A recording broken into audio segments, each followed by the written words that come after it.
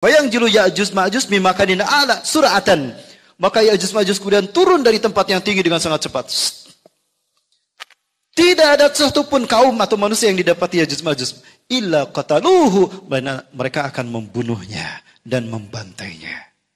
Sehingga habislah wilayah tadi dari manusia yang masih hidup oleh Ya'juj dan Ma'juj. Lalu Ya'juj Ma'juj mengatakan di antara mereka ada yang mengangkat tombaknya dan melihat ke langit. Di antara Ya'juj Ma'juj itu ada yang melemparkan tombaknya ke langit.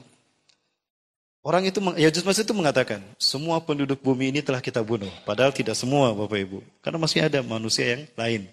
Artinya manusia yang ada di wilayah itu sudah habis. Maksudnya yang di wilayah Syam tadi. Ya, di wilayah Syam tadi. Sudah habis dibantai oleh Ya'juj Ma'juj. Yang tersisa adalah Nabi Isa, Imam Mahdi dan pasukan kaum muslimin yang ada bersembunyi.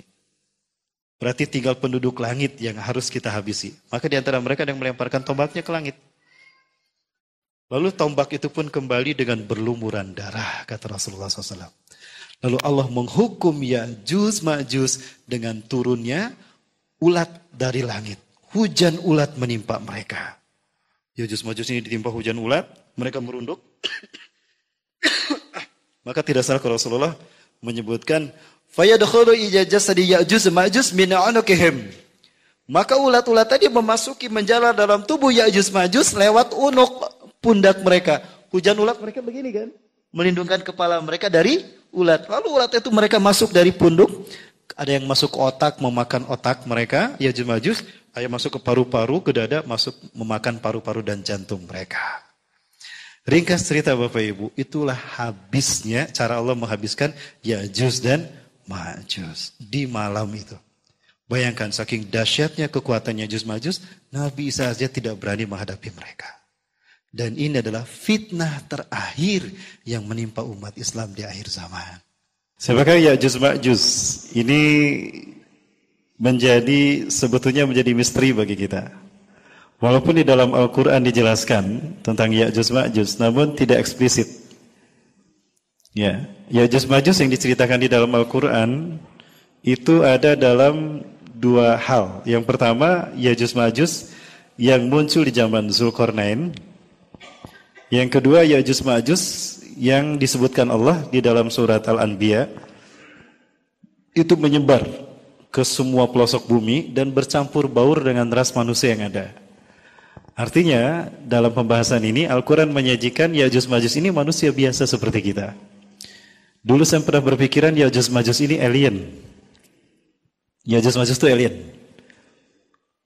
Alien pun sebetulnya ada tiga macam. Ada alien yang berada di ruang angkasa, dalam arti dia hanya dari satu planet ke planet lain, yang disebut dengan ET.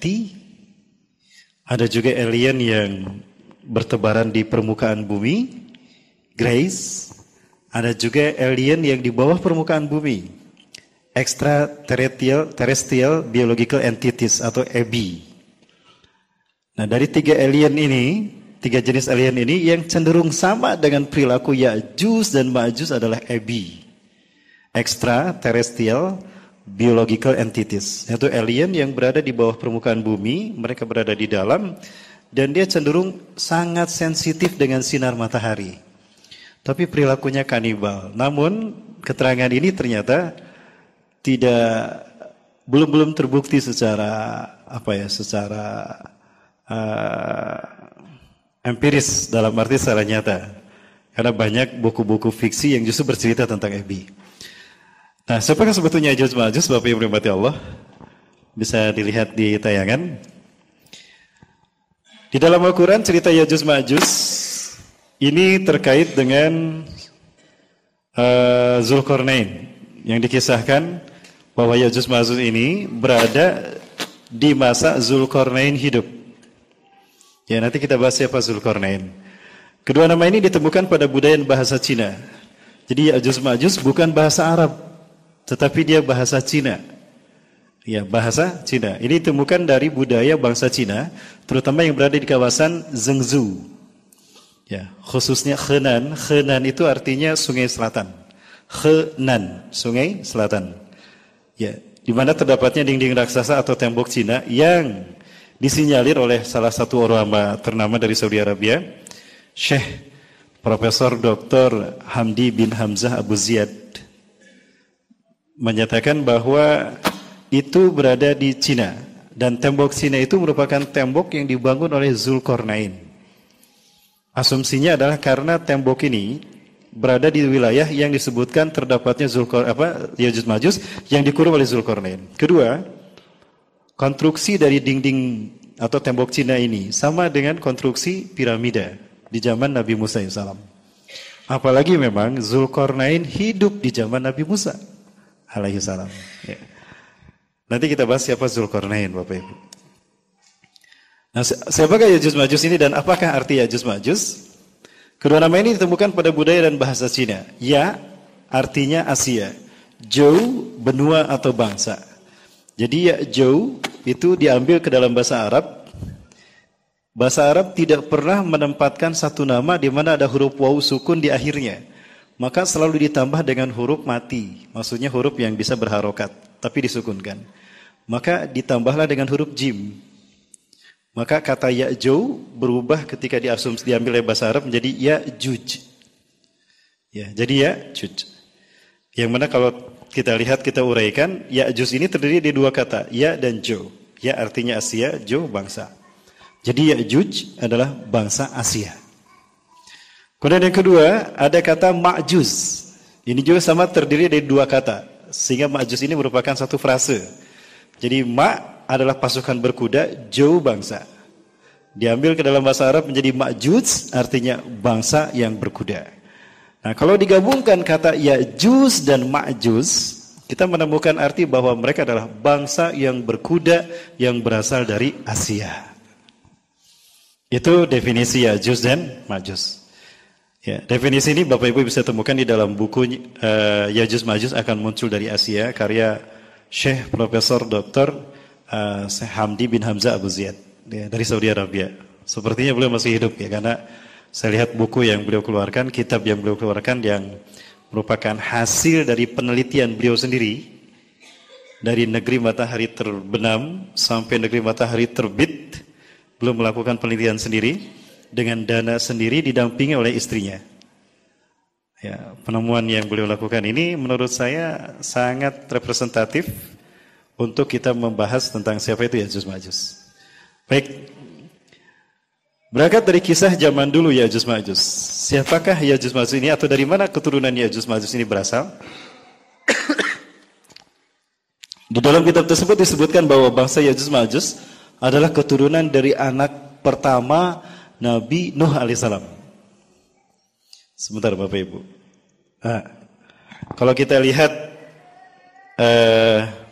video ini atau tayangan peta dunia ini, di zaman Nabi Nuh terjadi banjir bah. Ya, kita tahu pada saat Nabi Nuh diutus, ternyata manusia melakukan penyembahan pertama kepada selain Allah. Sehingga Nabi Nuh adalah Rasul yang pertama.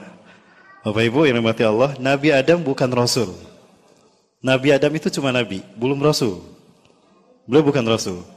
Begitu pula Nabi Syith dan Nabi Idris. Mereka bukan Rasul, tapi Nabi. Kenapa saya katakan demikian? Karena di zaman Nabi Adam sampai Nabi Idris diutus dan diangkat, itu belum ada penyimpangan dari Tauhid. Manusia masih menyembah Allah. Masih menyembah Allah. Adapun manusia menyembah selain Allah terjadi setelah Nabi Idris diangkat di zaman Nabi Nuh hidup. Ya, pada saat itu terjadi penyembahan kepada patung manusia yang lahir pertama ke dunia, Nabi Adam alaihissalam. Ya, dan juga perlu saya tegaskan, Nabi Adam bukan manusia yang pertama. Manusia yang pertama adalah Nabi Muhammad SAW. Cuma ketika Allah ciptakan Nabi Muhammad SAW dalam bentuk cahaya yang disebut dengan Nur Muhammad. Jauh sebelum langit dan bumi diciptakan. Adapun yang lahir secara fisik adalah Nabi Adam. Nah, saya tegaskan kembali Bapak Ibu, Nabi Nuh adalah Rasul yang pertama. Karena di zamannya lah terjadi penyimpangan manusia dari Tauhid. Manusia menyembah berhala atau patung yang dibuat oleh Bani Kabilah. Dan itu adalah patung Nabi Adam sendiri. Nah, karena mereka menyembah selain Allah, maka saat itulah Nabi Nuh diutus. Nabi Nuh diutus sebagai Nabi dan Rasul yang pertama, itu di usia 480 tahun. 120 tahun beliau dakwah. Siang malam, sembunyi-sembunyi, terang-terangan. Hanya sedikit yang beriman. Sehingga Allah Subhanahu wa taala kemudian memutuskan untuk menghentikan dakwah Nabi Nuh pada saat itu di usia Nabi Nuh 600 tahun. Nah, pada saat itu terjadilah hukuman kepada kaum Nabi Nuh yang tidak beriman, yaitu banjir bah. Nah, banjir bah ini menghabiskan umat manusia yang ada di muka bumi, kecuali yang selamat bersama Nabi Nuh. Nah, diceritakan Nabi Nuh ini punya 4 anak laki-laki. Yang pertama bernama Yafis, yang kedua bernama Syam, yang ketiga bernama Ham, yang keempat bernama Kan'an. Dari 4 anaknya ini yang beriman cuma 3, Yafis, Ham, dan Syam dan Ham. Kan'an tidak beriman, maka dia termasuk yang ditenggelamkan Allah dalam banjir bah tadi. Sehingga keturunan Nabi Nuh didapatkan dari 3 anaknya laki-laki ini, Yafis, Syam, dan Ham. Setelah banjir reda, Nabi Nuh AS dan kaumnya terdampar di Turki Utara. Nah, Bapak Ibu kalau kita lihat, terdampar di Turki Utara, Nabi Nuh terdampar di sekitar sini. Nah, maka setelah terdampar, semua umatnya turun. Maka di saat itulah terjadi peradaban hidup yang baru. Itu di saat itu Nabi Nuh usianya 600 tahun. Istri yang pertama termasuk yang tidak beriman, termasuk yang ditenggelamkan Allah, sehingga Nabi Nuh kemudian menikah lagi. Tidak saya baca kisah Nabi Nuh berikutnya setelah menikah lagi. Namun yang diceritakan kemudian, Yafis, putra tertua dari Nabi Nuh, mengembara ke atas sehingga melahirkan Eropa dan melahirkan Turki, Gos, Kemak, dan Al-Khazar. Nah, kalau kita lihat ada Turki di sini dan ada Khazar. Turki atau Turkistan itu dulunya satu rumpun dengan Cina. Satu rumpun dengan Cina, berada di wilayah ini. Nah, jadi ini kemungkinan berasal dari putranya Yafis. Nah, kemudian Syam dia turun ke sini. Tinggallah di Syam. Ini adalah wilayah Syam yang melahirkan 4 negara dan melahirkan bangsa Arab. Ada Palestina, Jordan, Suriah, Libanon. Itu Syam, pecah menjadi 4. Dan juga melahirkan bangsa Arab. Itu dari keturunan yang kedua. Dan keturunan yang ketiga, Ham, dari anak yang ketiga itu melahirkan Mesir dan Afrika, Libya. Semuanya adalah lahir dari Ham. Nah, itu 3 putra Nabi Nuh alaihissalam. Kan'an tidak punya keturunan karena mati tenggelam dalam keadaan kafir. Nah, dari Yafis yang melahirkan bangsa ini, itu lahir anak yang bernama Maguth. Ya, lahir anak yang bernama Magus. Nah, Magus inilah yang melahirkan keturunan. Di antara keturunan Magus ini ada bangsa yang berperilaku biadab, berperilaku kejam, pembantai. Ya, melakukan kerusakan di muka bumi. Ya, saking biadabnya, kehancuran mereka itu dijadikan sebagai satuan kerusakan di muka bumi. Oh, ini kerusakannya setengah Ya'juj Ma'juj. Oh, ini 2 kali lipat Ya'juj Ma'juj. Jadi ukuran kejahatan manusia di muka bumi. Ya. Jadi Bapak Ibu rahmati Allah, Ya'juj Ma'juj lahir dari keturunan Yafis, yaitu dari putranya yang bernama Magus. Ya, Maguth. Nah, Maguth ini melahirkan Ya'juj dan Ma'juj. Merekalah yang kita kenali dari sejarah sebagai bangsa yang kemudian melahirkan bangsa Mongolia. Ada bangsa Tartar yang membantai kaum muslimin sampai ke dinasti Abbasiyah. Walaupun pada akhirnya dari tokoh-tokoh hebat mereka seperti Timur Leng, Genghis Khan, dan yang lain itu masuk Islam. Ya. Itu Bapak Ibu rahmati Allah, dilihat dari asal muasal Ya'juj dan Ma'juj. Ya. Jadi dari mana asal Ya'juj Ma'juj? Dari keturunan anak yang pertama Yafis, melahirkan anak Magus. Nah, Magus ini yang melahirkan Ya'juj dan Ma'juj. Saya kembali ke meja Bapak Ibu. Mohon maaf ini bolak-balik. Kalau ada ini bisa kita perlihatkan. Baik Bapak Ibu rahmati Allah. Nah, tadi sudah saya bahas Maguk bin Yafis melahirkan keturunan yang kemudian melahirkan Ya'juj dan Ma'juj.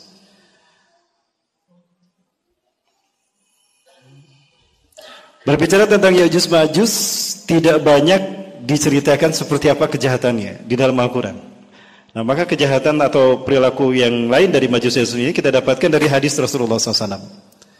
Ya, maka penafsiran tentang Ya'juj Ma'juj ini membutuhkan hadis dan sejarah. Ya, membutuhkan hadis dan sejarah. Kenapa kita membutuhkan hadis? Rasulullah SAW pernah mengatakan di dalam Muqaddimah Tafsir Ibnu Katsir, Rasulullah SAW bersabda, "Sunnati syarihatun lil Quran." Sunnahku adalah penjelas dari Al-Quran. Maka pembahasan tentang Ya'juj Ma'juj kita membutuhkan juga hadis Rasulullah SAW untuk menguatkannya. Di dalam Al-Quran, pembahasan Ya'juj Ma'juj ada di dalam Quran surat Al-Kahfi ayat 93 sampai ayat 97 dan seterusnya. Tapi pokoknya ada pada 93 dan 97 sampai 97. Nah, namun Ya'juj Ma'juj ini tidak bisa dipisahkan dari kisah Zulkarnain. Nah, siapakah Zulkarnain? Di dalam Al-Quran surat Al-Kahfi ayat 83 sampai 85 dibahas tentang nama Zulkarnain. Ini nama sebutan, nama aslinya bukan Zulkarnain. Nanti kita lihat Bapak Ibu. Di dalam ayat ini Allah menjelaskan, a'udzubillahi minasyaitonir rajim, wa yas'alunaka an Dzulqarnain. Mereka bertanya kepada engkau Muhammad tentang Dzulqarnain. Siapakah dia? Qul, katakanlah oleh Muhammad, sa'atlu 'alaikum minhu dzikra. Aku akan menerangkan kepada kalian tentang siapa dia. Inna makanna lahu fil ardi wa atainahu min kulli syai'in sababa. Inna sesungguhnya kami makanna lahu. Kami menguatkan dia, ya. Kami memberikan kekuasaan kepadanya, lahu fil ardi, di muka bumi. Kalimat inna makanna lahu fil ardi ini menjadi satu pembahasan ulama bahwa beliau adalah orang pilihan Allah. Oh, berarti ada kelebihan yang dimiliki Zulkarnain sehingga Allah memilihnya dan Allah memberikan kekuasaan kepadanya. Kalimat makanna lahu artinya menguatkan dia dengan kekuasaan yang Allah berikan. Nah, berarti dia adalah seorang raja kemungkinan. Seorang raja. Kemudian wa atainahu min kulli syai'in sababa, dan kami telah memberikan kepadanya jalan untuk mencapai segala sesuatu. Kalimat ini dinyatakan oleh para ahli tafsir, Allah memberikan kepadanya ilmu yang sangat banyak, ilmu yang sangat tinggi dan dalam. Dan Allah memberikan kepadanya berbagai macam keahlian yang dibutuhkan sebagai seorang utusan, yang Allah kuatkan dengan kekuasaan. Artinya dia memiliki kelebihan, sehingga apapun yang dia temukan, kesulitan apapun yang dialami oleh umat yang ditemukan oleh beliau, itu selalu ada solusi, termasuk solusi menghadapi Ya'juj dan Ma'juj. Fatbah sababa, maka dia pun menempuh satu jalan. Hatta idza balagha maghribasy syamsi wajadaha tagrubu fi 'ainin hamiyatin. Hatta idza balagha, sehingga apabila dia sampai maghribasy syamsi, tempat terbenamnya matahari. Satu tempat pertama yang disebutkan terkait dengan Zulkarnain, tempat terbenamnya matahari. Nah, ini banyak memicu para ulama ahli sejarah untuk melakukan eksplorasi, ya, penjelajahan. Di manakah tempat yang disebut terbenamnya matahari? Hamdi bin Hamzah Abu Ziyad, beliau menemukan bahwa tempat yang dimasukkan dalam Al-Quran terbenamnya matahari adalah Maldives atau Maladewa, karena di sana banyak ditemukan lumpur hitam. Ditemukannya lumpur hitam yang disebutkan di sini, fi ainin hamiatin, di dalam air atau lumpur yang berwarna hitam. Kemudian juga di sana banyak ditemukan manuskrip sejarah yang terkait dengan Ya'juj Ma'juj. Juga ada silsilah-silsilah yang kalau diteliti ternyata nyambung ke Zulkarnain. Nah, hal ini yang membuat Syekh Hamzah bin Hamdi Abu Ziyad, beliau meyakini negeri matahari terbenam itu adalah Maldives. Wa wajada indaha qauman. Zulkarnain menemukan satu kaum di tempat terbenamnya matahari.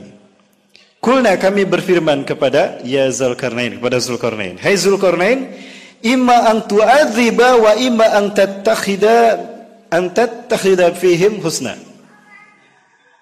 Hai Zulkarnain, engkau boleh menyiksa mereka atau memberikan balasan kebaikan kepada mereka, kaum yang kau dapati. Nah, kalimat imma an tu'adziba wa imma an tattakhida fihim husna ini menjadi satu alasan bagi para ulama ahli tafsir untuk menyebutnya Rasul, Nabi dan Rasul. Karena yang berhak menyiksa dan mengazab satu kaum itu adalah Nabi dan Rasul. Dari sini para ulama menyebutkan, oh kalau begitu Zulkarnain adalah seorang Nabi dan Rasul Allah. Di luar Nabi dan Rasul yang 25. Nah hal ini membuat saya meneliti berapa sih sebetulnya jumlah Nabi dan Rasul. Selama ini yang kita tahu ada 25 Nabi dan Rasul ya, yang wajib kita imani. Tapi ternyata jumlah Nabi dan Rasul itu lebih dari itu. Di dalam hadis riwayat Imam Ahmad dari sahabat Abu Dzar Al-Ghifari, ternyata jumlah Nabi itu ada 124.000 orang. 124.000 orang. Nah dari 124.000 orang Nabi, ada yang menjadi Rasul, 315 orang. Include di dalam jumlah Nabi. Jadi dari 124.000 Nabi, ada 315 yang menjadi Rasul. Nah dari sini muncul pemahaman, Nabi belum tentu Rasul, Rasul sudah pasti Nabi. Nah di antara yang belum disebutkan itu adalah Zulkarnain. Ya, Zulkarnain. Qala Zulkarnain berkata, "Amma man zalama fasawfa nu'adzibuhu, summa yuraddu ila rabbih fayu'adzibuhu 'adzaban nukra." Amma man zalama, adapun orang yang zalim, fasawfa nu'adzibu, kami akan menyiksanya. Orang yang zalim ini kami akan menyiksanya. Tsumma yuraddu ila rabbih, kemudian akan dikembalikan dia kepada Tuhannya, fayu'adzibuhu 'adzaban nukra, sehingga Tuhan yang mengazabnya dengan azab yang tiada taranya. Nah, kalimat ini tidak diucapkan melainkan oleh seorang nabi dan rasul. Sehingga makin kuat keyakinan para ahli tafsir bahwa beliau ini adalah nabi dan rasul. Wa man amana wa amila shalihan. Adapun orang yang beriman dan melaksanakan amal soleh. Menarik di sini, kalimat amal soleh selalu dikaitkan dengan iman. Wa amma man amana wa amila shalihat. Adapun yang beriman dan beramal soleh. Nah, kalimat ini selalu nyambung sebagaimana dalam surat-surat yang lain. Wal asri innal insana lafi khusrin illa alladziina amanu wa amilus shalihat. Atau surat Tatin, summa radadnahu lil asfala safilin, summa radadnahu asfala safilin illa alladziina amanu wa amilus shalihat. Kenapa amal soleh dikaitkan disimpan setelah orang beriman? Karena iman hanya bisa diwujudkan dengan amal soleh, tidak dengan amal salah, Bapak Ibu. Betul? Hanya bisa dengan amal soleh. Sehingga jika ada orang beriman, mengaku beriman tapi perbuatannya salah, oh berarti ada yang salah dengan imannya. Maksudnya itu. Nah, baik, kembali ke sini. Adapun yang beriman dan beramal soleh, falahu jazaa'anil husna, maka dia akan mendapatkan balasan yang baik. Wa sanaqulu lahu min amrina yusra, dan kami akan memudahkan kepadanya dalam hal melaksanakan perintah-perintah kami. Ini ayat berbicara tentang Zulkarnain, yang kemudian di dalam penafsirannya kita menemukan pembahasan. Dia Allah berikan kekuasaan, Allah memberikan padanya kemampuan yang tidak dimiliki manusia yang lain, dan Allah mengutusnya menjadi nabi dan rasul. Ya, salah satu yang terkenal darinya adalah beliau memiliki ilmu pengetahuan yang dalam. Ya, kalau kita lihat bukan hanya iman yang kuat, tetapi juga pengetahuan yang dalam, penguasaan tentang sains dan teknologi. Ini yang banyak dibahas oleh Syekh Hamdi bin Hamzah Abu Zaid. Nah, Zulkarnain nama aslinya adalah Amni Khatib 4. Ya, Amni Khatib 4. Dan dia adalah laki-laki yang ada di dalam Quran surat Ghafir. Coba Bapak Ibu kita lihat di dalam Quran surat Ghafir. Seseorang yang disebutkan Allah yang berkata kepada Fir'aun ketika Fir'aun menangkap dan menyiksa para penyihir yang kemudian beriman kepada Allah lewat Nabi Musa. Ketika sihir mereka kalah oleh Nabi Musa, mereka beriman pada Allah, khudu sujadan, mereka sujud kepada Allah, bertaubat dan beriman pada Allah dan Nabi Musa. Ditangkap dan disiksa oleh Fir'aun. Nah, di saat itu dinyatakan oleh Allah, faqala ar-rajulul ladzi yaktumu imanahu min ali Fir'aun. Maka berkatalah seorang laki-laki yang menyembunyikan imannya dari keluarga Fir'aun. Seorang laki-laki yang menyembunyikan imannya dari keluarga Fir'aun. Nah, ini merujuk kepada sosok yang bernama Zulkarnain, Amni Khatib. Ya. Bapak Ibu, boleh saya kisahkan sedikit tentang Amni Khatib ya Bapak Ibu ya? Nah, Amni Khatib ini dikatakan tadi, coba kita buka ayatnya. Coba Bapak Ibu juga sama-sama buka. Surat Ghafir, surat Ghafir itu surat ke-40.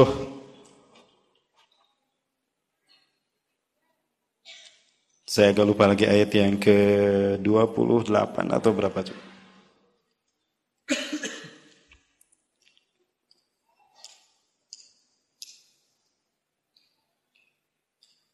Nah ya, surat Ghafir ayat ke-28.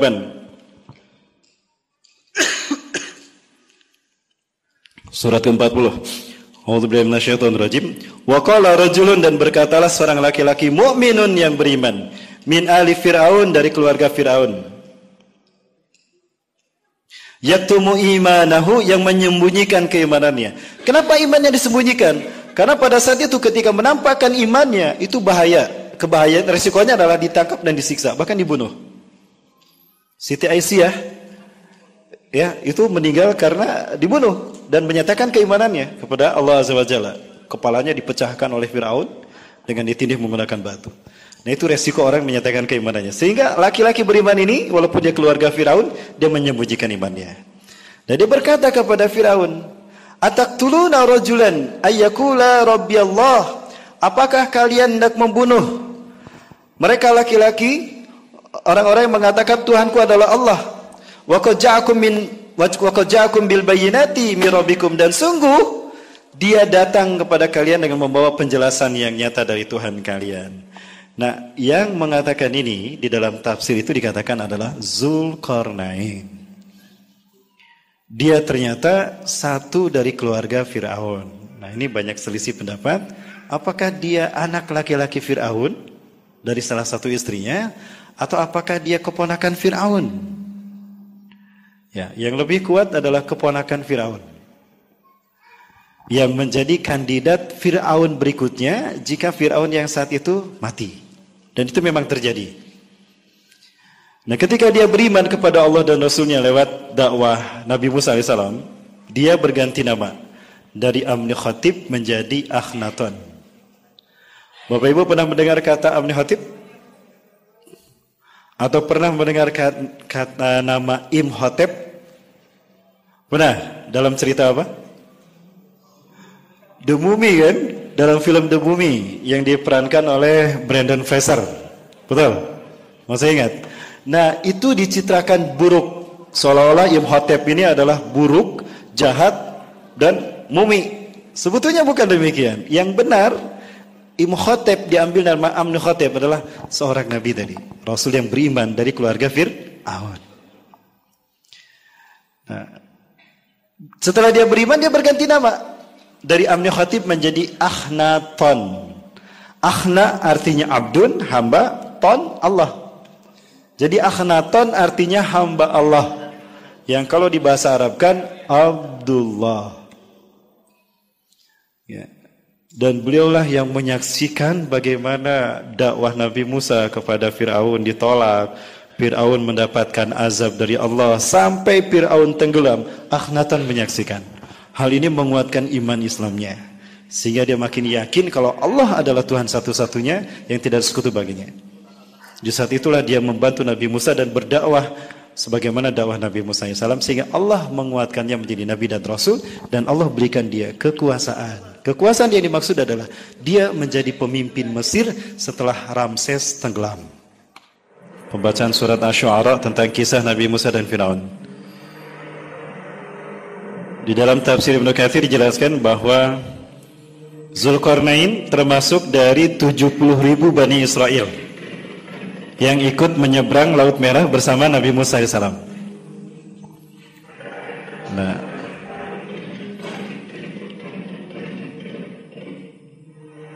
itu adalah satu riwayat. Namun riwayat yang lain juga mengatakan dia tidak mengikuti Nabi Musa, tapi dia bertahan di Mesir karena dialah yang kemudian berkuasa setelah Fir'aun tenggelam. Nah, kita lihat detik-detik bagaimana Fir'aun dan pasukannya tenggelam. Selalu tersendat lubang, tersangkut batu karang, sehingga selalu tertahan di tengah, hingga pada akhirnya tertinggal dari Bani Israel, dan Allah tenggelamkan dia di Laut Merah. Ini adalah uji kelayakan dari Allah kepada Fir'aun yang mengaku Tuhan. Ya, ternyata Fir'aun tidak bisa berenang dan dia mati. Oh, berarti Fir'aun bukan Tuhan ya. Nah, detik-detik Fir'aun mati ini ada satu yang menarik. Sebagaimana disebutkan oleh Mereka yang menemukan jasad Fir'aun, itu tangan kiri Fir'aun terangkat. Ketika dia tenggelam, dia mengangkat tangan kirinya dan mengatakan, amantu bi Rabbi Musa wa Harun. Aku beriman kepada Tuhannya Musa dan Harun. Tapi tidak Allah terima, karena dia terjadi, dia mengucapkannya di saat dia sakaratul maut, yugorgir. Sementara di dalam Al-Quran disebutkan, di dalam hadis Rasulullah SAW menyebutkan, innallaha yaqbalu taubatal abdi ma lam yugorgir. Allah akan menerima taubat seorang hamba selama dia belum sakaratul maut. Nah, Fir'aun menyatakan beriman kepada Nabi Musa dan Harun. Aku beriman kepada Tuhannya Musa dan Harun, tapi dia sudah dalam posisi yugorgir, sakaratul maut. Maka Allah tidak menerima taubatnya. Nah, posisi saat itu Fir'aun tangan kirinya nggak terangkat.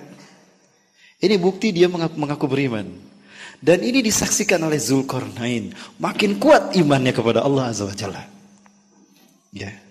Dan ini Allah perlihatkan kepada Bani Israel untuk menguatkan iman mereka. Dan memberitahukan pada mereka, Allah selalu bersama mereka. Tidak pernah meninggalkan mereka. Sebagaimana perkataan Nabi Musa ketika mentok di Laut Merah. Inna Rabbi, innahu ma'iya Rabbi, wa huwa sayahdin. Tuhanku selalu bersamaku, bersama kita. Dan Allah akan memberikan petunjuk. Maka janganlah kalian kufur kepada Allah. Yakinlah. Sehingga Nabi Musa kemudian diperintahkan memukulkan tongkatnya ke lautan sehingga laut pun terbelah. Mujizat demi mujizat Allah berikan pada Bani Israel. Tapi Bani Israel tetap ada yang bengal untuk tidak beriman pada Allah. Bahkan mempermainkan Nabi Musa. Padahal mujizat demi mujizat Allah berikan. Hal ini sebaliknya menguatkan iman Zulkarnain. Bapak Ibu rahmati Allah, kalau Bapak Ibu lihat di situ, tangannya itu dibalut. Tangannya dibalut kemudian diikatkan. Jadi seolah-olah tangan Firaun itu tidak terlihat begini, tapi melipat begini. Namun ketika dibersihkan, ada rutin dibersihkan, itu dibuka jahitannya, ikatannya. Ketika ikatannya dibuka, tangannya begini lagi. Itu menunjukkan kalau Firaun beriman pada akhirnya. Bapak Ibu, lihat cerita setelah Firaun tenggelam, mati, maka kekuasaan Mesir kemudian jatuhlah kepada Zulkarnain. Amnihotep IV atau Akhenaton. Ya. Dia disebut Zulkarnain. Zu artinya punya.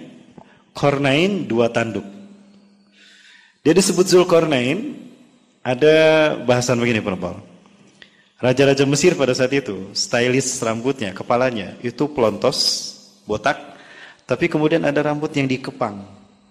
Ada yang cuma satu di kanan, ada yang satu di kiri, ada yang dua-duanya. Nah Zulkarnain itu pelontos rambutnya botak, tapi kanan kirinya ada rambut yang dikepang.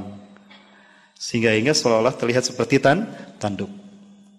Maka orang-orang menyebutnya Zulkarnain yang mempunyai dua tanduk. Begini di kepalanya. Nah setiap kali menggunakan pakaian perang dan topi perang, maka rambutnya itu dikeluarkan. Di saat dia menggunakan kuda, maka terlihat dua kepang rambutnya itu seperti tanduk. Maka disebutlah Zulkarnain. Yang mempunyai tanduk. Zu artinya mempunyai.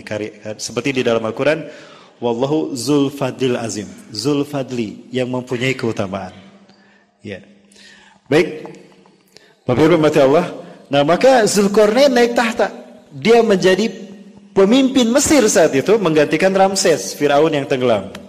Karena dia beriman kepada Allah, maka dia merubah Mesir yang tadinya paganis, bahkan menyembah banyak dewa dan mempertuhankan Firaun, menjadi mempertuhankan Allah. Di masa kepemimpinan Zulkarnain. Dia mendakwahkan tauhid. Dan dia merubah istana yang bernuansakan syirik dengan istana dengan nuansa-nuansa ketauhidan. Simbol-simbol paganis disingkirkan, dihancurkan, dia ganti dengan simbol-simbol tauhid. Namun ini tidak diterima oleh para pembesar kerajaan Mesir. Bahkan ada patih-patih kerajaan Mesir yang sebelumnya patuh kepada Firaun, itu mereka bersatu, membentuk persekutuan yang disebut dengan Rahorakti, melawan kepada Zulkarnain. Sehingga Zulkarnain terdesak, hingga dia memindahkan kekuasaannya ke kerajaan baru yang dia bangun murni bernuansakan Islam, bernuansakan tauhid. Nah, ini, Bapak Ibu mohon maaf ini saya panjang flashback ke Zulkarnain karena memang ceritanya dari sini. Nah, dia memindahkan kekuasaannya, kalau tidak salah disebut Amunaptra. atau Hamunaptra. Ya, di sana banyak teka-teki atau memiliki bangunan-bangunan piramida yang memiliki teka-teki ketika masuknya. Dari mana membuka pintunya, mana kuncinya. Kalau salah pijit tombol apa yang terjadi. Nah, itulah desain dari Zulkarnain. Dia melakukan itu dalam rangka menjaga istananya agar tidak dimasuki oleh musuh dengan mudah. Ya, kalau dalam film-film seperti film The Mummy ya, Bapak Ibu bisa melihat itu sebetulnya hasil dari karya Zulkarnain yang cerdas luar biasa. Dia pinter matematika, dia pinter sains dan teknologi. Mesir pada saat itu arsiteknya adalah Zulkarnain. Maka dia tidak dibunuh. Dia disayang oleh Fir'aun karena Fir'aun butuh kepada sosok Zulkarnain. Walaupun dia banyak tidak sependapat dengan Fir'aun, tapi dia tetap menjaga imannya. Dan Fir'aun pun butuh dengannya karena dia cerdas, dia arsitek. Nah, Bapak Ibu rahmati Allah, setelah pun dia pindah kekuasaan, pindah kerajaan, lalu bernuansakan tauhid di sana bangunan kerajaannya, tetap kemudian diserang oleh mereka yang kufur dari pengikut Fir'aun. Sehingga hal inilah yang mendorong Zulkarnain pergi meninggalkan Mesir. Mengembara dia dari negeri matahari terbenam sampai negeri matahari terbit, berdakwah. Nah, disitulah beliau berdakwah. Dari satu kaum ke kaum dia berdakwah. Bapak Ibu rahmati Allah, satu hal yang menarik terkait dengan negeri matahari terbit tadi dan negeri matahari terbenam. Itu jalurnya, kalau kita tarik lurus, itu akan melalui Indonesia. Ya, kembali pada Zulkarnain. Ini dua fakta peninggalan dari Zulkarnain, tembok piramida dan tembok Cina maksud saya. The Great Wall di Cina dan piramida Mesir. Penelitian dari Profesor Hamdi bin Hamzah Abu Zaid itu menemukan bahwa teknik pembangunan piramida Mesir sama dengan teknik pembangunan tembok Cina. Kemudian unsur-unsurnya pun sama. Ternyata ini tidak menggunakan semen, tapi menggunakan cairan tembaga. Tadi di dalam ayat yang kita dengar dibacakan oleh Qori, Atuni Zubarul Hadid, kata Zulkarnain, datangkan kepadaku cairan logam. Jadi semennya itu diganti dengan cairan logam. Jadi logam dipanaskan, dicairkan, setelah cair dibentuk pada coran yang sudah dibentuk ya. Kemudian dimasukkan cairan besinya, dicampur dengan pasir. Sehingga wajar kalau sampai sekarang masih bertahan. Karena ada kandungan besinya di dalamnya. Beda kalau pakai semen, pasti sudah hancur. Nah, ini tidak menggunakan semen. Sehingga kerasnya itu adalah karena campuran dengan besi. Hingga baik piramida ataupun tembok Cina sampai hari ini bisa bertahan. Penelitian yang dilakukan oleh Profesor Hamdi bin Hamzah Abu Zaid ini menunjukkan bahwa ada karakter yang sama dari konstruksi piramida dan tembok Cina. Hal ini membuat dia yakin kalau yang membangun tembok Cina adalah Zulkarnain yang diutus Allah untuk mengurung Ya'juj dan Ma'juj. Nah, Ya'juj Ma'juj di masa Zulkarnain ini, dia melakukan pembantaian kepada umat manusia. Dan bukan hanya dibantai, tapi juga di antara mereka ada yang memakan daging manusia.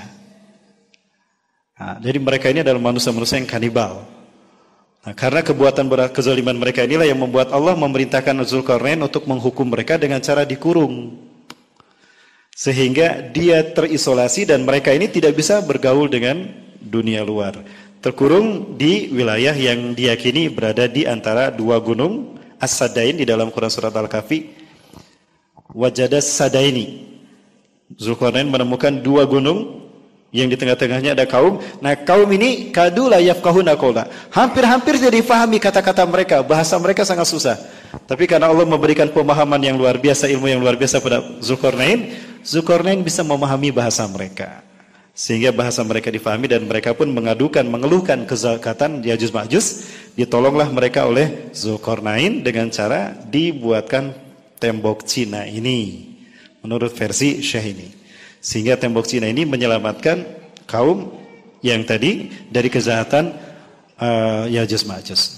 Bapak Ibu rahmati Allah, hal ini meninggalkan kisah kepada kita bahwa di sana ada orang-orang yang beriman kepada Allah yang telah didakwahi oleh Zulkarnain sejak zaman Nabi Musa alaihi salam.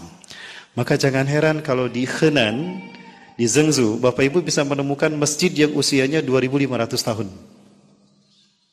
Padahal Nabi Muhammad belum diutus. Rasulullah belum diutus. Pertanyaannya, siapa yang mengislamkan mereka? Zulkarnain. Ini gambaran dari istana Firaun yang dibangun oleh Zulkarnain sebagai arsiteknya. Nah, demi menyelamatkan imannya, Zulkarnain menjelajahi muka bumi hingga sampai ke tempat terbenamnya matahari.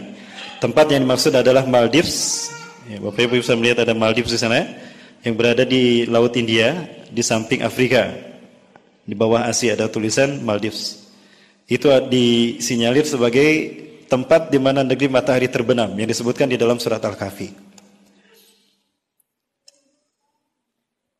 Nah, kemudian negeri matahari terbit menurut Syekh ini adalah wilayah Kiribati, bukan Jepang, tapi wilayah Kiribati. Dari sini jelas sekali terlihat bagaimana matahari itu terbit. Nah, di kepulauan Kiribati inilah Syekh Hamdi bin Hamzah Abu Zaid menemukan kaum yang mereka beriman Muslim dan mereka faham betul kisah Zulkarnain. Bahkan mereka mengklaim keturunan dari Zulkarnain. Nah, ini yang membuat yakin Syekh Hamdi bin Hamzah Abu Zaid bahwa negeri matahari terbit yang dimaksudkan adalah kepulauan Kiribati yang Bapak Ibu bisa melihat itu di belakang Papua Nugini berdekatan dengan New Zealand. Nah, kalau kita lihat itu ada garis lurus dari Maldives ke Kiribati. Betul? Lihat dengan panah yang warna apa itu, warna pink. Nah, panah itu Bapak Ibu sekalian, sebentar lagi nah, panah ini itu lurus dari negeri matahari terbenam sampai negeri matahari terbit. Berarti melalui Indonesia. Saya sampai berpikiran begini, mohon maaf kalau pikiran saya salah, Bapak Ibu tolong diluruskan. Kalau bentuknya lurus seperti ini, kemungkinan besar Indonesia dilalui kan rutenya oleh Zulkarnain. Berarti Zulkarnain pernah dakwah ke Indonesia kalau begitu, ke Nusantara. Maka jangan salah kalau ternyata Indonesia ini punya sejarah Islam yang tua.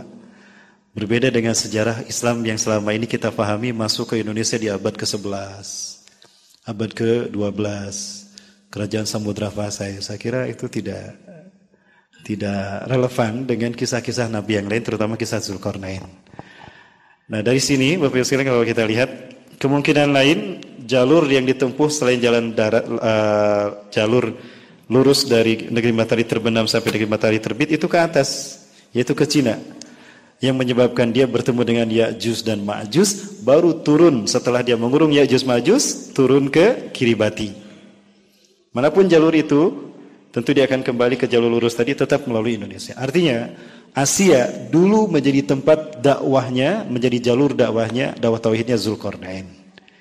Yang dalam jalur dakwah itulah dia bertemu dengan Ya'juj Ma'juj ketika sampai ke Cina. Tempatnya di dinasti Zhengzhou atau Henan, dinasti Sungai Selatan. Bapak Ibu rahmati Allah, kalau Bapak Ibu lihat Henan sekarang mayoritas Muslim semuanya. Semua penduduk Henan itu Muslim. Dan mereka pernah berkunjung ke Bandung, saya pernah bertemu dengan mereka. Intinya, di sana Islamnya kuat luar biasa dan memiliki akar sejarah yang lama sebelum Rasulullah diutus. Sehingga kemungkinan besar memang tembok Cina di Zhengzhou ini adalah betul-betul tembok yang dibangun oleh Zulkarnain untuk mengurung Ya'juj dan Ma'juj. Bapak Ibu rahmati Allah, ada satu hadis yang lain menarik yang terkait dengan Ya'juj Ma'juj. Namun sebelumnya saya perlihatkan, nah ini kepulauan Kiribati yang disinjali sebagai negeri matahari terbenam.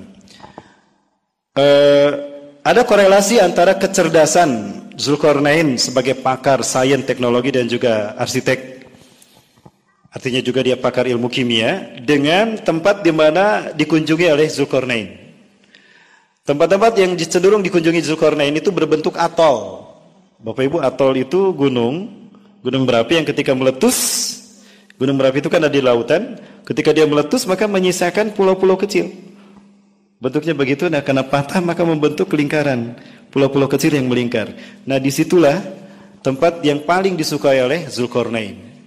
Ada banyak penelitian yang bisa dilakukan oleh dia. Salah satunya adalah tentang lumpur hitam yang berada di negeri matahari terbenam. Sehingga hal ini menuntun kita untuk melihat rute atau jejak dakwah Zulkarnain sampai ke Kiribati. Itu pun sama, atol semua, termasuk ke kepulauan Indonesia. Ya. Itu yang paling disukai oleh Zulkarnain. Sehingga dalam ayat Al-Quran selalu disebutkan ada keajaiban-keajaiban yang Allah berikan. Fa'atsba'u sababa. Maka dia pun menempuh jalan dan Allah memberikan kekuatan kepadanya solusi dari setiap masalah yang ditemukan. Selalu ada keajaiban. Ini bentuk atol yang Bapak Ibu bisa saksikan di wilayah Maldives dan juga ditemukan di Kiribati. Jejak Firaun ditemukan di sana. Jejak Zulkarnain ditemukan di sana. Baik, Bapak Ibu mati Allah, selesai kisah Zulkarnain di zaman dulu. Maksud saya selesai kisah Yajuj Majuj di zaman dulu. Jadi kisah Yajuj Majuj di zaman dulu yang diceritakan Al-Quran, satu terkait dengan kisah Zulkarnain. Yajuj Majuj, dua bangsa yang melakukan pembantaian dan kerusakan di muka bumi, pertumpahan darah, membantai manusia. Dan Allah hukum mereka dengan diutusnya Zulkarnain untuk menghukum mereka dan menyiksa mereka dan mengurung mereka dalam satu tembok, dalam satu tempat yang dikelilingi dengan tembok besi yang kemudian diperkirakan itu adalah tembok Cina. Nah, Rasulullah SAW pernah menyebutkan bahwa Yajuj Majuj ini hampir terlepas di akhir zaman, di masa beliau. Artinya ada peluang di mana Yajuj Majuj ini akan terlepas dari kurungannya sehingga dia keluar bertemu dengan umat manusia, maka mereka bercampur baur dengan ras manusia. Nah, hal ini memberikan dua hikmah kepada kita. Satu, Yajuj Majuj ini bangsa manusia, bukan alien. Cuma sifatnya zolim, pembantai dan kanibal. Kedua, ketika dia terlepas, dia akan berbaur menyebar ke seluruh dunia, berbaur dengan sesama manusia. Sehingga nasabnya bercampur baur dengan manusia di seluruh dunia ini. Di dalam surat Al-Anbiya disebutkan demikian.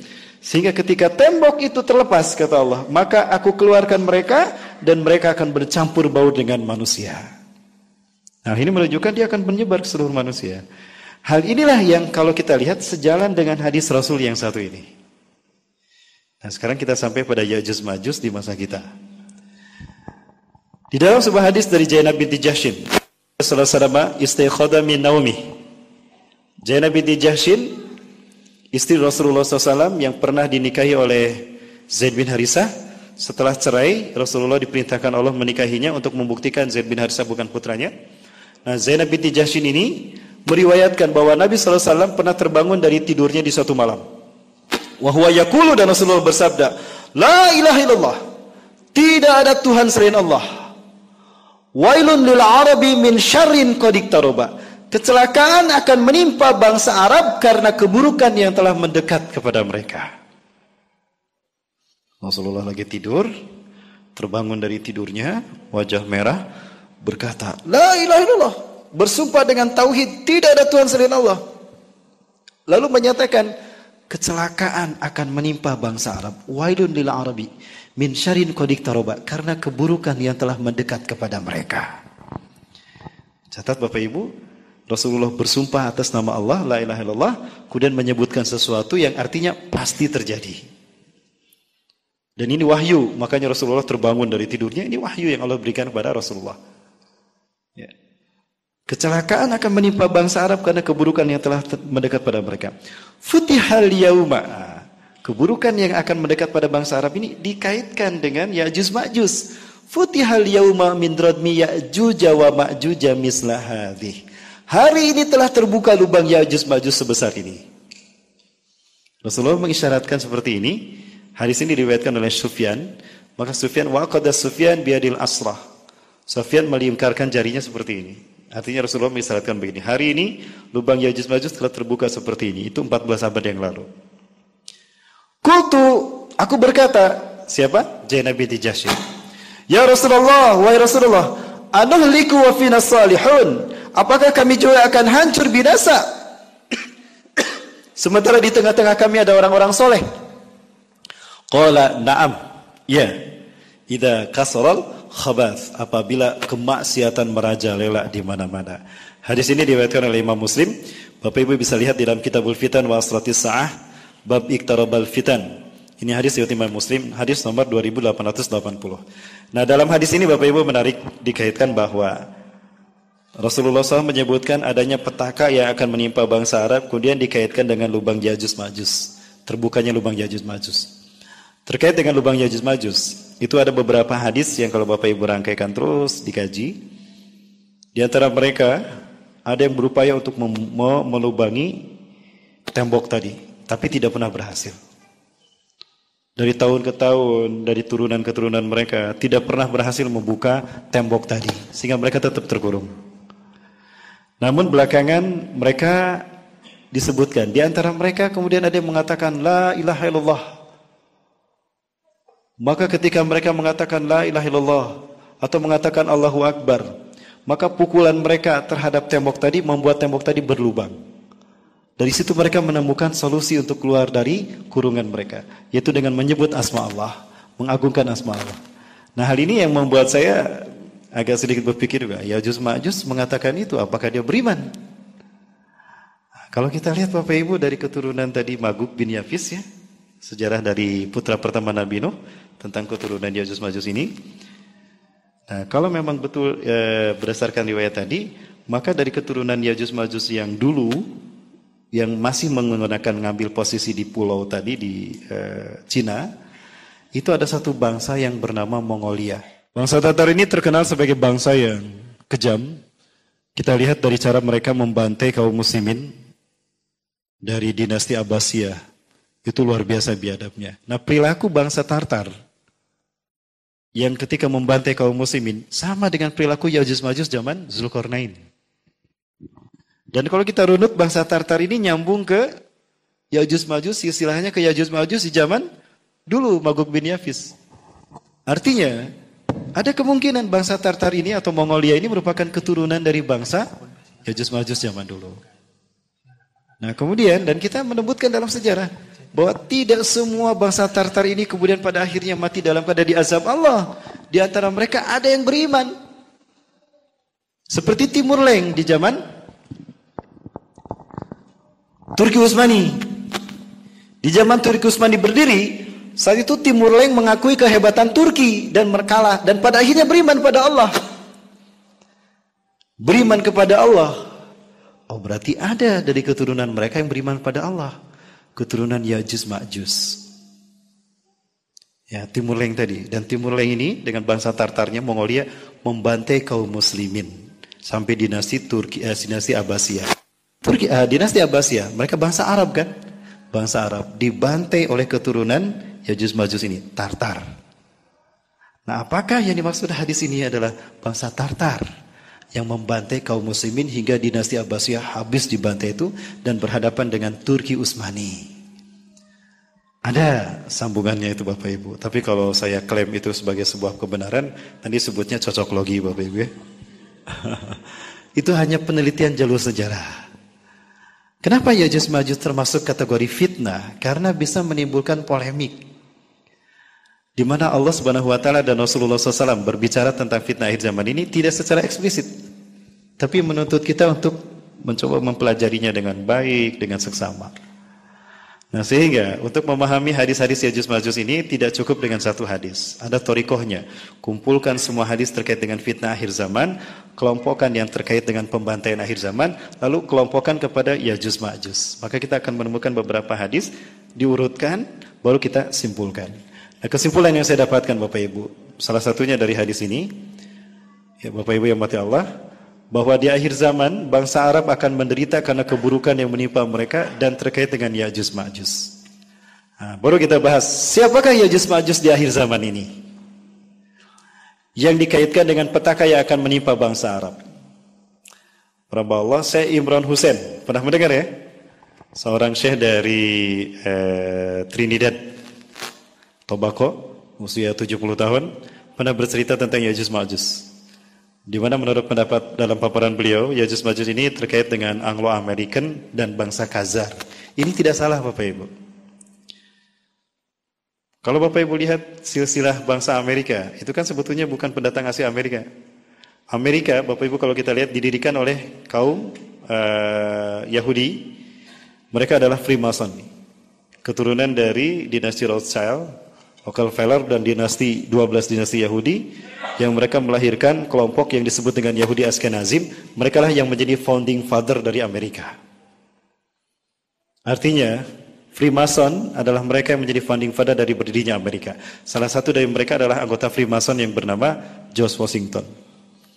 Ya, semua pakar politik dunia mengatakan Amerika adalah negara masonik pertama di muka bumi yang dipimpin oleh seorang anggota Freemason pertama di Amerika sana, yaitu George Washington.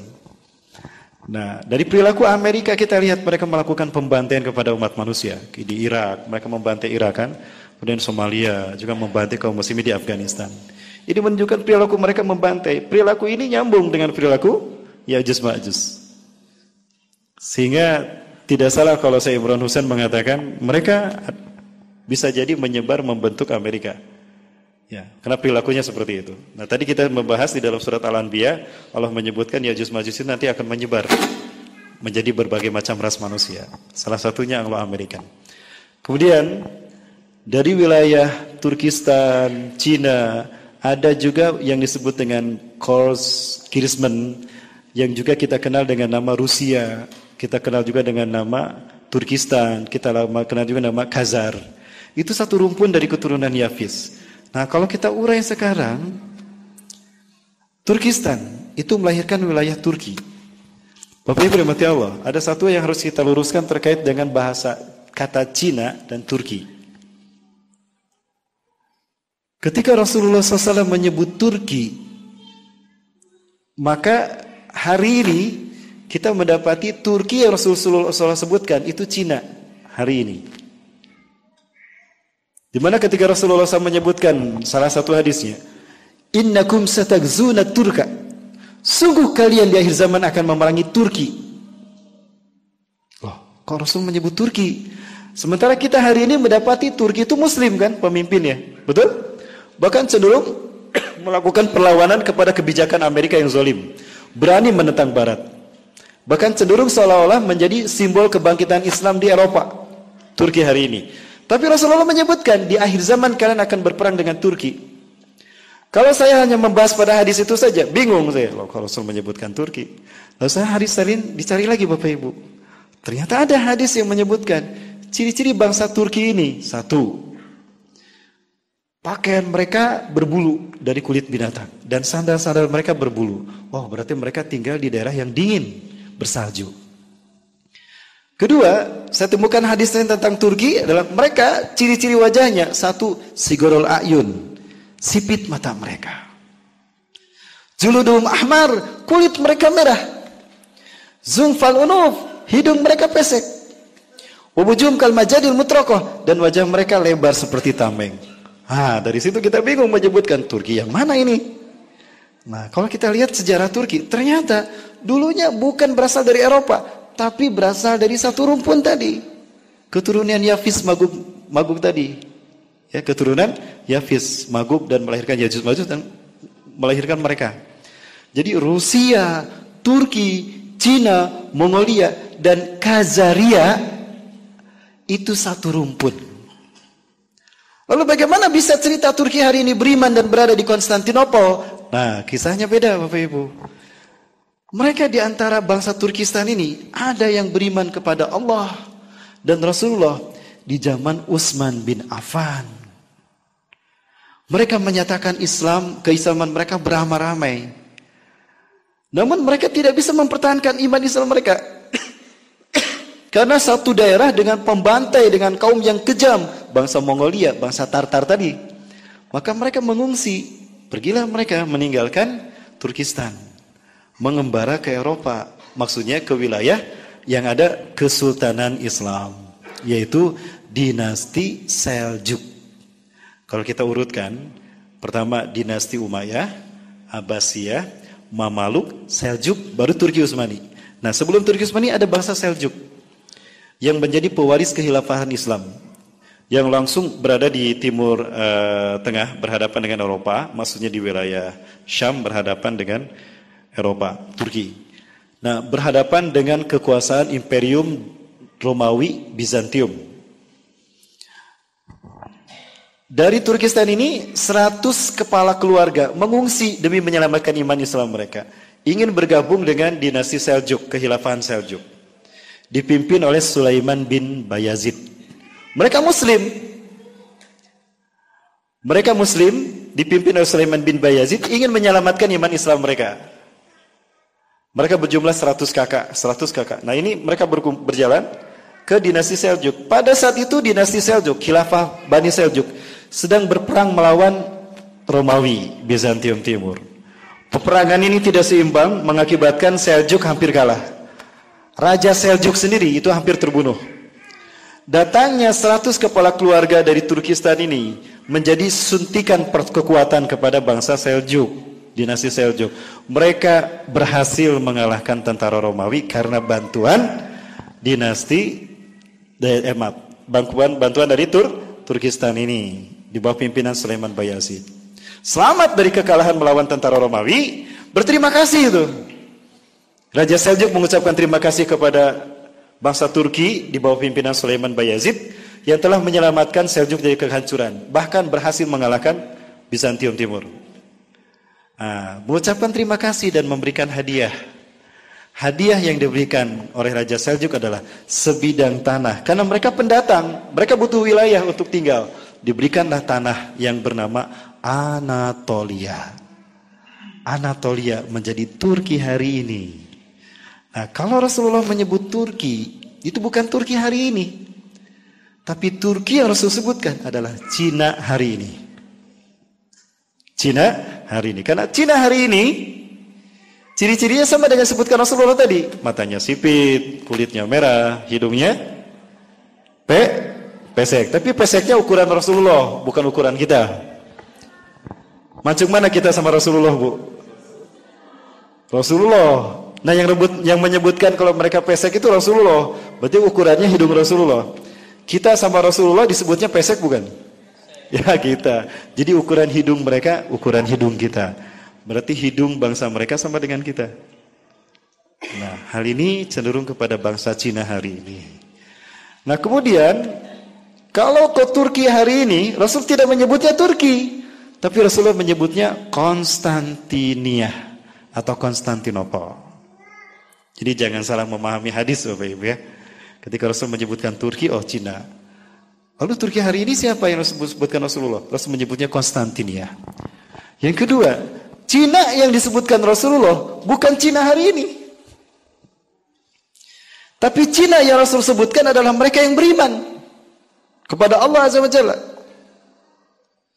Rasulullah SAW pernah menyebutkan, utlubul ilma walau bisin. Tuntutlah ilmu walaupun harus ke negeri Cina. Kok Rasulullah menyebutkan Sin Cina? Karena di antara mereka ada yang sudah beriman pada Allah. Ada yang beriman pada Allah. Yang tadi diislamkan oleh Zulkarnain. Nyambung lagi ke situ Bapak Ibu. Dan lupakah kita? Dalam satu penemuan sejarah bahwa ketika Utsman bin Affan menjadi khalifah, di saat akan membuat Quran, kertasnya dari mana? Kertasnya dari Sin tadi. Ya, kalau kita lihat sin yang dimaksudkan Rasulullah itu hari ini adalah Uighur. Uighur, Bu. Mereka beriman pada Allah. Jadi dulu Cina itu Muslim. Daratan Muslim. Datang bangsa Mongolia yang menjadi keturunan Ya'juj Ma'juj dulu membantai mereka. Mongolia tidak beragama kan? Ateis. Mereka lah yang menguasai Cina daratan hari ini. Berarti Cina hari ini itu keturunan dari Mongolia. Mongolia keturunan dari Ya'juj dan Ma'juj. Ya. Tadi kata surat Al-Anbiya, mereka menyebar. Setelah tembok itu terbuka, mereka menyebar ke seluruh dunia. Jadi ada kemungkinan temboknya sudah terbuka. Mendekat setelah Rasulullah wafat, kemudian temboknya terbuka, menyebar ke seluruh dunia, menjadi bangsa-bangsa yang bercampur dengan ras-ras manusia. Salah satunya, selain Amerika, adalah Mongolia, Tartar, yang kita sebut Cina hari ini. Adapun Cina Muslim, terusir. Ada yang tadi ke Anatolia, menjadi Turki hari ini, Konstantinopel kata Rasulullah. Ada yang bertahan di sana, tapi di pinggiran. Ada Uighur, ada Yunan, ada Zhengzhou, itu Muslim semua Bapak Ibu. Yang terusir, dan mereka lah yang dibantai oleh Cina hari ini. Nah, adapun Cina hari ini Rasulullah menyebutnya Turki. Dua hadis menyebutkan mereka. Satu, innakum satagzunat Turka. Utruku Turka idza yatsrukukum. Sesungguhnya kalian akan memerangi Turki. Tinggalkan bangsa Turki apabila mereka meninggalkan kalian. Tapi jika mereka menghancurkan kalian, perangi mereka. Siapa Turki yang dimaksudkan Rasulullah? Lihat hadis yang lainnya. Nah, ternyata ada hadis lain. Disebutkan Turki yang Rasul sebutkan ciri-cirinya. Satu, mereka berbaju penuh dengan bulu. Bahkan sendal mereka berbulu. Oh, berarti mereka menggunakan kulit binatang yang penuh dengan bulu. Berarti mereka tinggal di daerah dingin. Cina dingin juga kan? Kemudian mata mereka sipit kata Rasulullah. Kulit mereka merah, hidung mereka pesek, wajah mereka lebar. Oh, berarti bangsa Cina hari ini. Adapun Turki yang kita sebut hari ini, Rasulullah menamakannya Konstantinia. Nah, Bapak Ibu yang dirahmati Allah, terkait dengan hadis ini, kemungkinan besar salah satu Ya'juj Ma'juj adalah bangsa Cina hari ini. Untuk mengenalnya. Tapi Ya'juj Ma'jujnya bukan yang asli, yang KW. Yang KW, Pak. Kenapa saya sebut KW? Dajjal aja ada KW-nya kan? Betul, Dajjal ada KW-nya? Jangankan Dajjal, Nabi dan Rasul aja ada KW-nya kan? Iya, Rasulullah pernah bersabda begini. Sayakhruju fi akhir zaman dajjalun. Akan muncul dajjal-dajjal palsu di akhir zaman.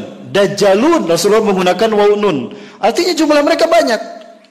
Hum qaribun min salasin. Jumlah mereka ada 30 orang.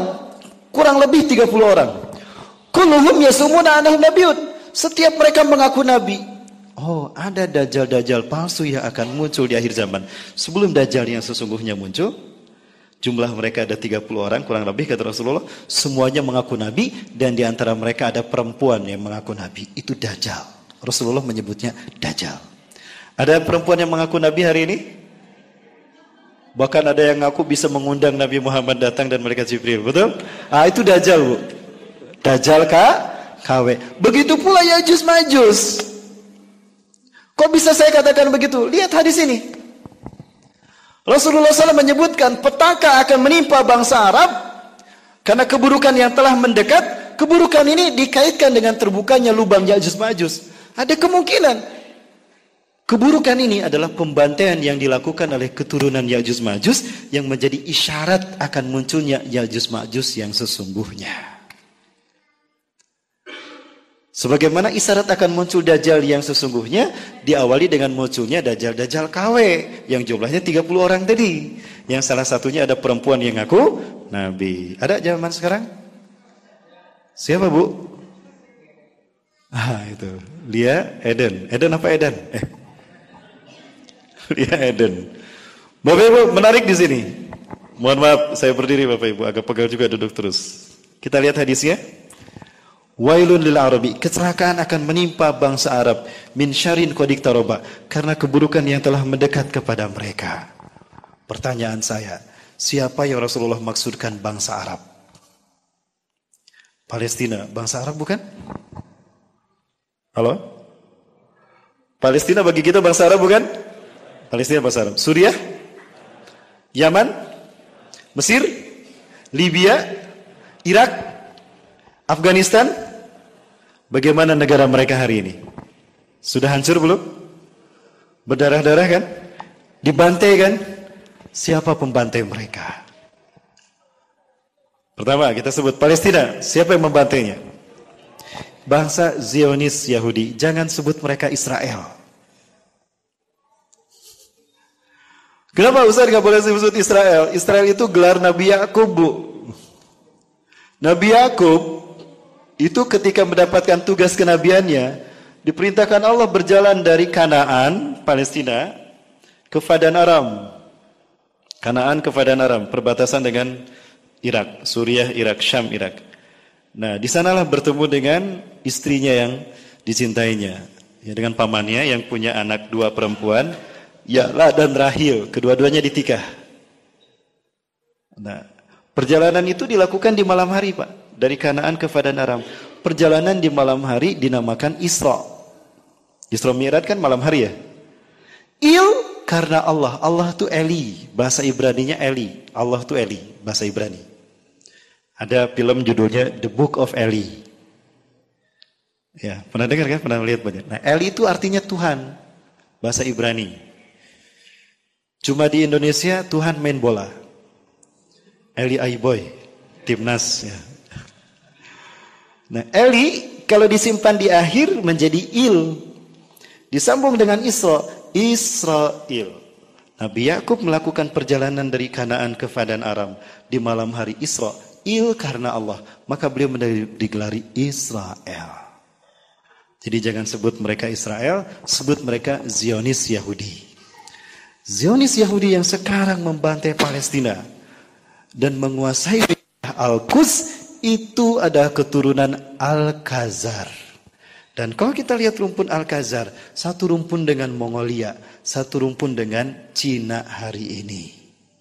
Ada kemungkinan bangsa Zionis Yahudi hari ini keturunan dari Ya'juj Ma'juj zaman dulu. Gimana? Nyambung Bapak Ibu? Keturunan yang disebut dengan Khazar.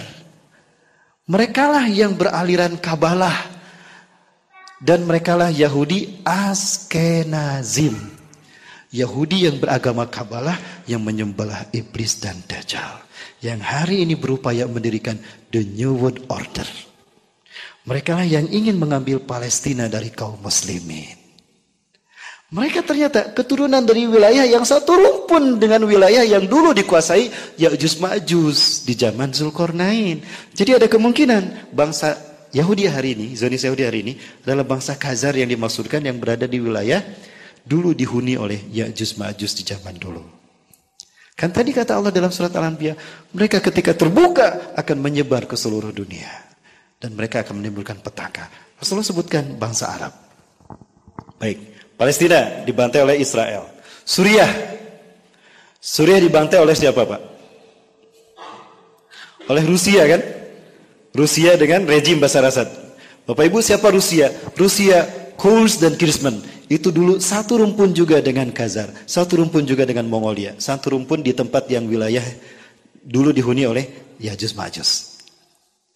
Kemudian Afghanistan dibantai oleh siapa? Afghanistan Irak dibantai oleh Amerika. Amerika keturunan dari Khazar. Jadi kalau kita lihat bangsa-bangsa Islam, negara-negara Arab yang dibantai, pembantainya adalah mereka yang satu rumpun dengan Ya'juj Ma'juj zaman dulu. Karena negara mereka tinggal di wilayah yang dulu Ya'juj Ma'juj tinggal di sana. Ini maksud dari hadis ini kalau kita kaitkan dengan Ya'juj dan Ma'juj. Kalaupun mereka keturunan Ya'juj Ma'juj, mereka bukan Ya'juj Ma'juj yang asli. Karena Ya'juj Ma'juj yang nanti akan muncul di zaman Nabi Isa adalah Ya'juj Ma'juj yang sesungguhnya.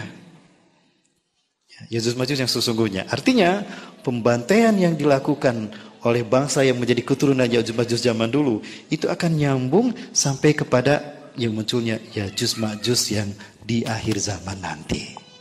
Kapan Ya'juj Ma'juj yang di akhir zaman muncul? Setelah Imam Mahdi ada dan Nabi Isa turun ke tengah-tengah umat Islam. Kapan itu terjadi? Wallahu a'lam bishawab. Baik Bapak Ibu rahmati Allah, berikutnya saya menyampaikan kapan Ya'juj Ma'juj yang terakhir itu muncul. Di dalam 10 tanda besar hari kiamat, Ya'juj Ma'juj merupakan tanda yang muncul setelah Nabi Isa turun. Artinya sebelum Ya'juj Ma'juj turun, Nabi Isa sudah ada duluan. Di manakah pertemuan Ya'juj Ma'juj dengan Nabi Isa itu akan terjadi?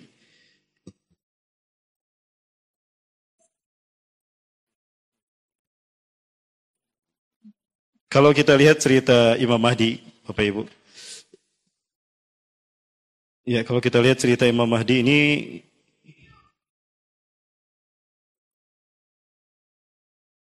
kita bisa menemukan pembahasan hadis-hadis terkait dengan perang demi perang.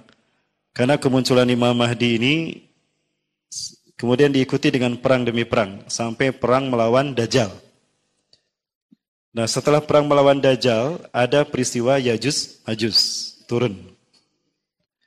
Nah, di manakah pertemuan itu terjadi, Bapak Ibu?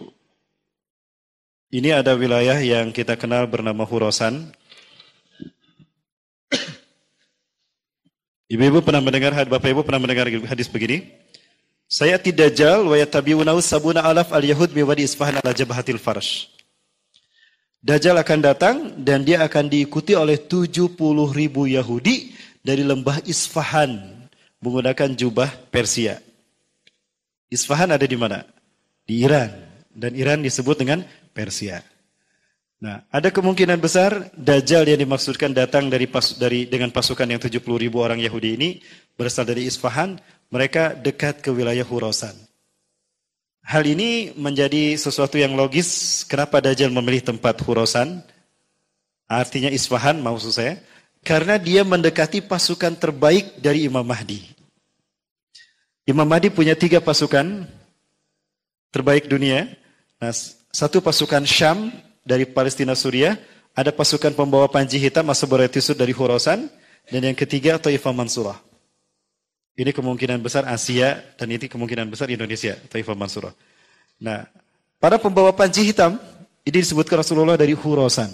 Khurasan wilayah yang berbatasan antara Afghanistan dengan Iran. Dan kita tahu di Afghanistan ada pasukan terkuat yang mampu mempercundangi Amerika dan Rusia. Siapa? Taliban. Para ulama sepakat Taliban ini adalah kelompok yang disebut para pembawa panji hitam, Ashabur Rayatis Sud. Nah, Bapak Ibu rahmati Allah. Nah, ini Iran, Isfahan, tulisan Iran. Nah, di sana ada Isfahan yang ada kata tunjukkan tanda panah berwarna biru, itu menunjukkan titik Isfahan, tempat di mana 70.000 pasukan Dajjal berada. Jadi ketika muncul nanti pasukan Dajjal berasal dari Isfahan ini. Berbatasan dengan Khurasan. Nah, pertemuan mereka berada di sini Bapak Ibu.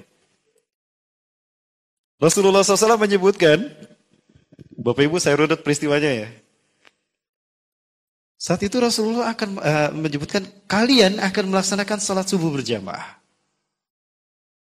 Ya. Wa imamukum minkum, dan imam kalian adalah dari kalangan sekalian sendiri. Maksudnya Imam Mahdi. Wa qad uqimatis shalah, dan sungguh qomat sudah dikumandangkan untuk salat berjamaah subuh.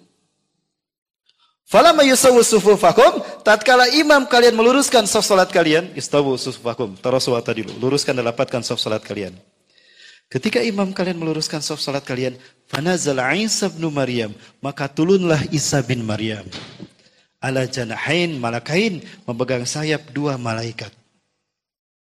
Yang zilu indal manaratil bayda, turun di samping menara putih. Syarqiyya Damaskus, di Damaskus Timur. Ini wilayah Damaskus Timur. Bapak Ibu yang dimati Allah, tidak ada masjid yang bermenara putih yang berada di Damaskus Timur yang disebutkan Rasulullah, melainkan masjid itu adalah Masjid Umawi. Masjid Umawi adalah masjid yang dibangun oleh Muawiyah bin Abi Sufyan. Muawiyah bin Abi Sufyan dia tidak berbaiat kepada Ali, karena Ali tidak membunuh pembunuh Utsman, tidak menghukum pembunuh Utsman. Utsman bin Affan, sepupunya Muawiyah, kecewa dia kepada Ali. Maka dia tidak berbaiat. Pergilah ke Suriah, di Damaskus Timur, dia mendeklarasikan berdirinya dinasti Umayyah. Muawiyah membangun masjid yang bermenara putih. Itulah Masjid Umawi. Masjid Umawi ada kita kenal di tempat yang bernama Aleppo hari ini. Inilah kenapa Aleppo dibantai. Aleppo dihancurkan. Ya. Nah, di Aleppo inilah terdapat masjid yang bermenara putih tadi. Nah, di sini pertemuan Imam Mahdi dengan Nabi Isa alaihissalam. Nabi Isa turun, Imam Mahdi mengatakan, "Ta'al ya Nabi Allah, salilana." Mari Imam kami, Nabi Allah mari. Imam Mahdi mundur. Ketika Imam Mahdi mundur, ternyata Nabi Isa datang menghampiri Imam Mahdi dan mendorong Imam Mahdi ke depan. La taqaddam hadihi uqimatslak. Didorong tuh Imam Mahdi ke depan. Tidak, kamu ke depan. Salat ini dikumandangkan untukmu. Hadi uqimat selaka. Salat ini dikumandangkan untukmu. Wa inna ba'dakum libadin umara. Sebagian kalian menjadi pemimpin bagi sebagian yang lain. Tukramatul hadil ummah. Kemuliaan dari Allah yang diberikan pada umat ini. Artinya apa? Imam Mahdi memimpin salat, Nabi makmum di belakang Imam Mahdi. Ini kemuliaan orang yang mengamalkan Quran Sunnah di akhir zaman. Luar biasa. Nabi makmum di belakangnya. Selesai salat berjamaah, Nabi bisa mengatakan iftahil bab, buka pintu masjid itu. Ketika pintu masjid itu dibuka, maka tampaklah Dajjal dengan 70.000 Yahudi Isfahan tadi. Oh, berarti disinilah bertemunya Nabi Isa, Imam Mahdi dengan Dajjal dan pasukan 70.000 tadi.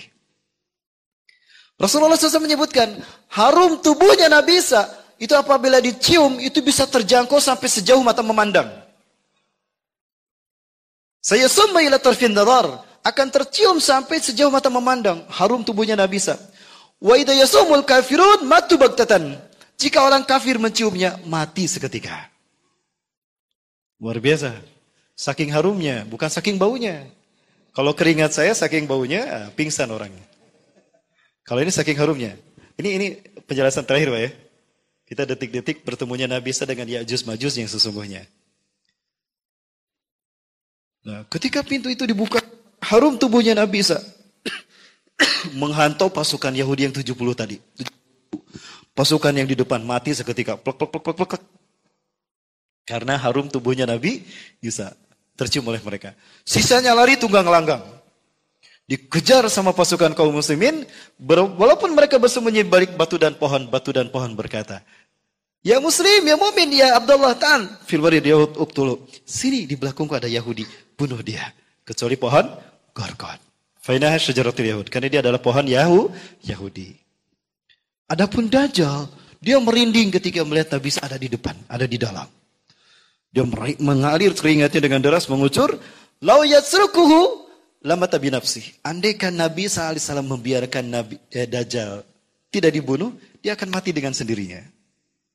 Tapi Allah menghendaki Dajjal mati di tangan Nabi Isa agar fitnah terkait dengan Nabi Isa yang dikatakan Dajjal itu akan terjawab. Lari Dajjal, kemanapun Dajjal lari, Nabi Isa selalu ada di depannya. Mau kemana kamu? Lari ke barat, Ait, mau kemana kamu? Stres Dajjal tuh Pak Bu.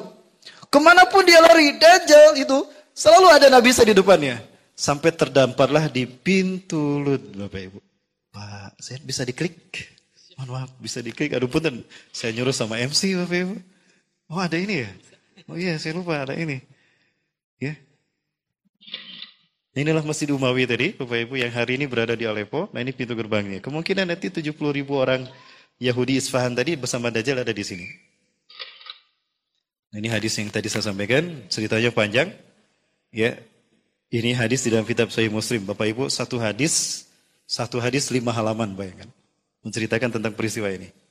Ya. Kemudian Nabi Isa akan membunuh Dajjal hingga dia menjumpainya di pintu Lut, lantas dibunuhnya Dajjal. Fayaktuluhul Isa bin Maryam ad-Dajjal. Ya, kemudian Isa datang kepada satu kaum yang telah dilindungi oleh Allah dari fitnah Dajjal. Lalu Isa mengusap wajah mereka dan memberitahu mereka tentang derajat mereka di surga. Kata Nabi Isa, "Anta min ahlil jannah, anta min ahlil jannah, anta min ahlil jannah. Inna makanaka fil jannah."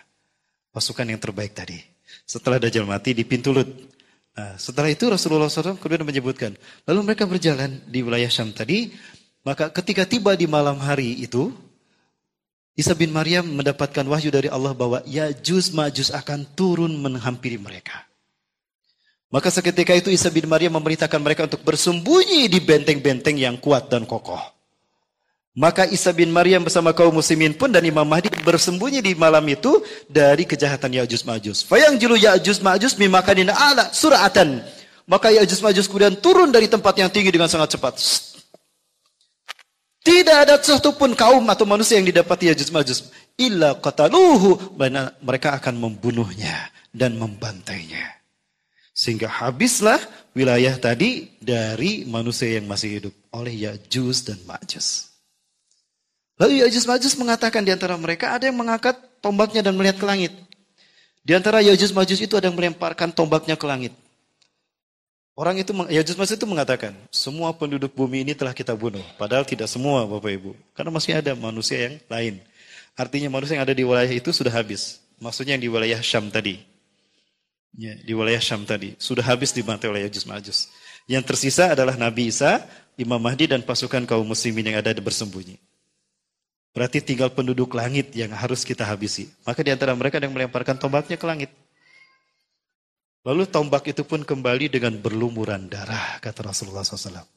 Lalu Allah menghukum Ya'juj Ma'juj dengan turunnya ulat dari langit. Hujan ulat menimpa mereka. Ya'juj Ma'juj ini ditimpa hujan ulat, mereka merunduk. Maka tidak salah kalau Rasulullah menyebutkan, "Fayadkhulu ila jasadi Ya'juj Ma'juj min 'unukihim." Maka ulat-ulat tadi memasuki menjalar dalam tubuh Ya'juj Ma'juj lewat unuk pundak mereka. Hujan ulat mereka begini kan?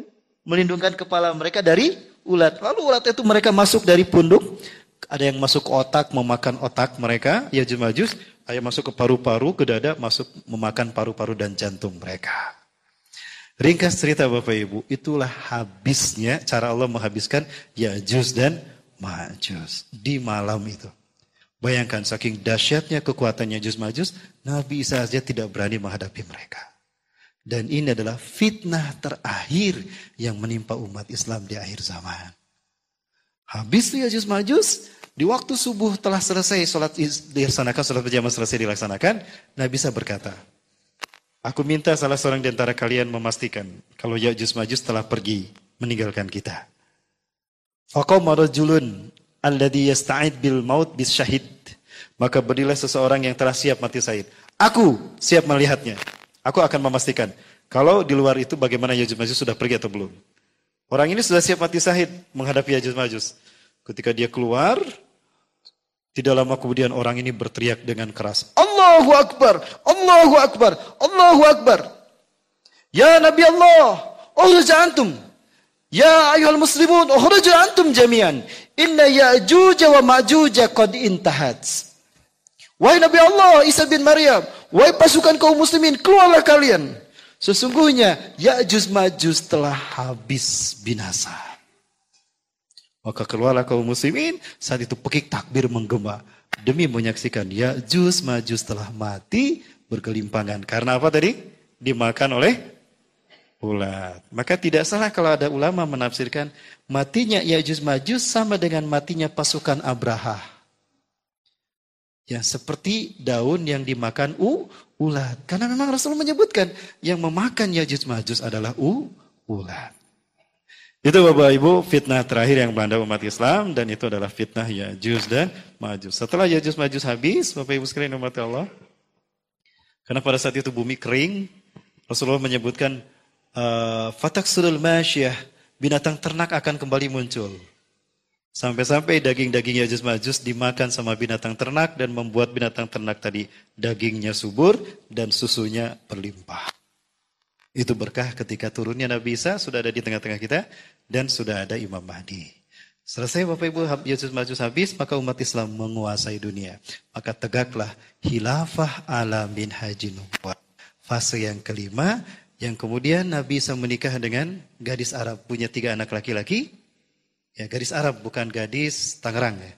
Bintaro, bukan. Gadis Arab punya 3 anak laki-laki, kemudian Imam Mahdi meninggal dunia, disolatkan oleh kaum muslimin dipimpin Nabi Isa, kalau tidak salah dimakamkan di Syam. Kemudian Nabi Isa mengangkat kaum muslimin untuk membaiat Al-Qahtani sebagai khalifah yang terakhir. Lalu Nabi Isa meninggal dunia, dimakamkan di samping kuburan Umar bin Khattab, jadi berjajar kuburan Rasulullah, Abu Bakar, Umar, Nabi Isa. Setelah itu mencabut nyawa orang beriman dengan angin iliyin yang berhembus dari Hijaz antara Mekah dan Madinah. Akan ada angin lembut yang mencabut nyawa orang beriman. Walaupun imannya hanya sebesar biji sawi, akan dicabut angin ini sehingga habis orang beriman di muka bumi. Walaupun imannya sebesar biji sawi. Maka yang tersisa di muka bumi adalah makhluk yang buruk, yang tidak punya iman walau sebesar biji sawi. Mereka lah yang akan menyaksikan kiamat terjadi.